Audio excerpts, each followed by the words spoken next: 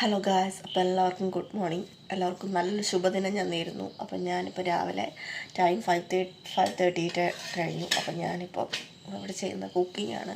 ഇറങ്ങിയിട്ട് വാട്ടർ ഹോസ്പിറ്റലിൽ പോകണം. 2 ദിവസം അവിടെ സ്റ്റേ ഉണ്ട്. അപ്പം അതിന് മുന്നേ ഇവിടെയുള്ള അമ്മയ്ക്കും ഇവിടുത്തെ ഒരു അങ്കിളുണ്ട്, അമ്മയുടെ ബ്രദർ വന്നിട്ടുണ്ട് ലണ്ടനിൽ നിന്ന്.